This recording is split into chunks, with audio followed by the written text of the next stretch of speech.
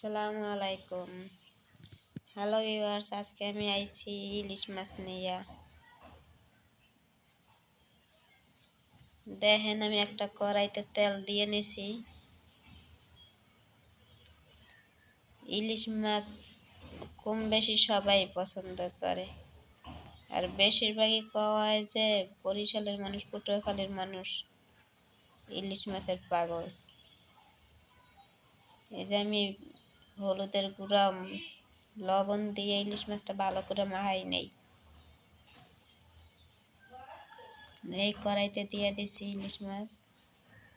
এইটা ভালোভাবে ভাজি করে নেব।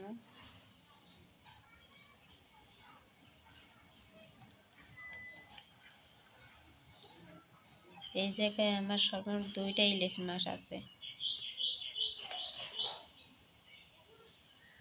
এই মাছগুলো আমি ভালোভাবে ভাজে নেব।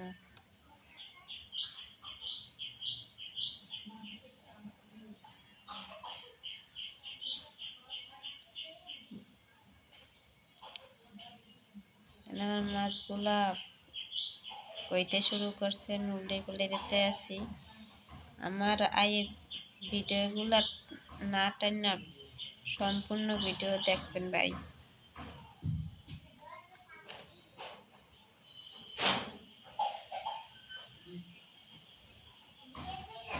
দেন আমি মাছগুলা ভালোভাবে উল্টে পাল্টে নিছি।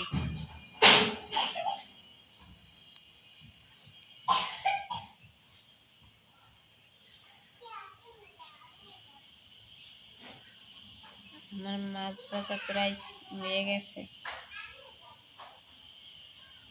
এই যে আমার মাছ ভাজা কমপ্লিট। এখন আমি এই মাছগুলো আলাদা একটা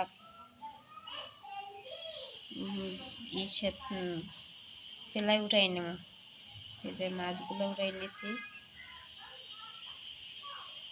আমি আর একটা কড়াইয়ের মধ্যে তেল দিয়ে নিছি, এটা ভুনা করার লাইগা। আমার তেলগুলো একটু গরম হইতেছে, এর মধ্যে আমি দিয়ে দিচ্ছি পেস্ট কুচি। আমার আবার এই ইলিশ মাছ খুব পছন্দ। এগুলো ভালো নাড়াচাড়া করে পেস্টগুলো লাল করে ভাজে নিতেছি। করে নেই। আমার চ্যানেলটা সাবস্ক্রাইব করবেন, লাইক কমেন্ট করে দেবেন। আমার মাছ ভাজি আজকে কেমন হয়েছে অবশ্যই কমেন্ট করে জানাইবেন। আমি একটু পানি দিয়ে দিছি।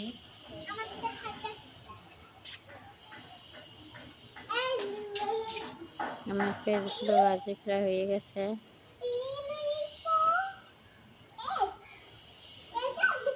একটু পানি এর দিয়ে দিছি। মধ্যে আমি একটু পানি দিয়ে দিছি।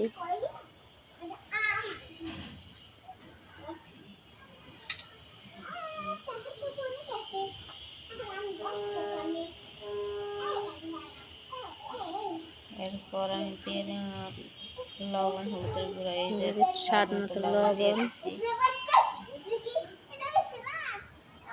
আমার এই কুটাও হলুদের গুঁড়া, মরিচের গুঁড়া মিশানো একসাথে। আমি এই হলুদের গুঁড়া দিয়ে দিছি। হলুদের গুঁড়া মরিচের গুঁড়া যে মিশাইয়ে রাখছি ওগুলো একবারে দিয়ে দিতেছি। এর মধ্যে আমার হলুদের গুঁড়ো মরিচের গুঁড়ো মিশানো, আমি সেগুলো দিয়ে দিছি। দেখেন, 2টা কাঁচামরিচ কাটতে দিছি। কাঁচামরিচ দিলে আবার মাছ হন তরকারি বলেন সব কিছুই একটু ভালো লাগে। এই যে আমার এটি উসলান হয়ে গেছে, আমি আবার একটু পানি অ্যাড করে নিছি। ভাই, আমার রান্না কেমন হয় একটু সাবস্ক্রাইব করে জানাইবেন, কমেন্ট করে জানাইবেন।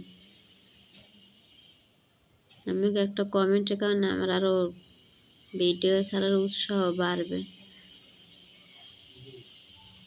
দেখেন, আমি মাছগুলো দিয়ে দিচ্ছি। মাছগুলো দিয়ে ভালোভাবে নাড়াচাড়া করে দিতে আসি।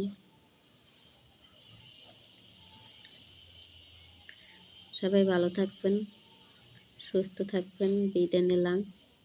আল্লাহ হাফেজ। হয়ে গেছে আমার মাছ রান্না।